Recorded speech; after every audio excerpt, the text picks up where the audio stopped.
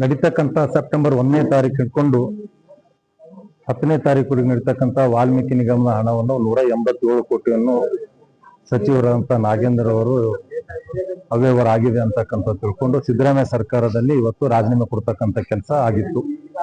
ಅದೇ ಸರ್ಕಾರದಲ್ಲಿ ಹೊಳ್ಳಿ ಇವತ್ತು DKಶಿ ಮುಖ್ಯಮಂತ್ರಿ ಆದಂತ ಸಮಯದಲ್ಲಿ ಮತ್ತೆ ಹೊಳ್ಳಿ ಅದೇ ನಾಗೇಂದ್ರ ಮತ್ತೆ ಸಚಿವ ಸಂಪುಟದಲ್ಲಿ ಸೇರ್ಕೊಂಡಿದ್ದು ಇಡೀ ಒಂದು ಸಮಯಕ್ಕೆ ಇಡೀ ವಾಲ್ಮೀಕಿ ನಿಗಮದ ಎಷ್ಟೇ ಸಮಯಗಳಿಗೆ ಅನ್ಯಾಯ ಮಾಡಿರ್ತಕ್ಕಂಥ ಕೆಲಸ ಈ ಸರ್ಕಾರ ಮಾಡೋದು ಹೇಳ್ಬೇಕಾಗ್ತದ.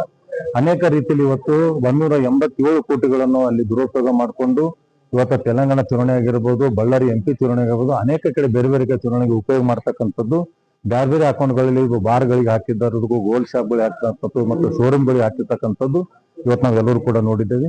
ಇವತ್ತು ನಮ್ಮ ಹೋರಾಟ ಇರ್ತಕ್ಕಂಥದ್ದು ರೈತರ ಪರವಾಗಿ ಅನೇಕ ವಿಷಯಗಳು ಚರ್ಚೆ ಮಾಡೋದು, KPC ಬಗ್ಗೆ ಚರ್ಚೆ ಅನೇಕ ವಿಷಯಗಳು ಚರ್ಚೆ ಮಾಡ್ತಕ್ಕಂಥ ಸಮಯ ಇದ್ರೂ ಇವತ್ತು ಈ ಸರ್ಕಾರ ನಡೀತಕ್ಕಂಥ ಅಧಿವೇಶನದಲ್ಲಿ ಇವತ್ತು ನಾಗೇಂದ್ರವನ್ನು ರಾಜೀನಾಮೆ ಕೊಡಬೇಕು ಅಂತಕ್ಕಂಥದ್ದು ಕೂಡ ನಮ್ದೆಲ್ಲ ಕೂಡ ಹೋರಾಟ ನಡೆದಿತ್ತು. ಆದರೆ ಯಾವುದೇ ಕಾರಣಕ್ಕೆ ರಾಜೀನಾಮೆ ಕೊಡ್ತಕ್ಕಂಥ ಕೆಲಸ ಅವ್ರು ಮಾಡಿಲ್ಲ. ಹಿಂಗಾಗಿ ಸೆಷನ್ ಕೂಡ ಬಿಫೋರ್ ಆಗಿ ಮುಗಿಸ್ತಕ್ಕಂಥ ಕೆಲಸ ಇವತ್ತು ಈ ಸರ್ಕಾರ ಮಾಡಿದೆ.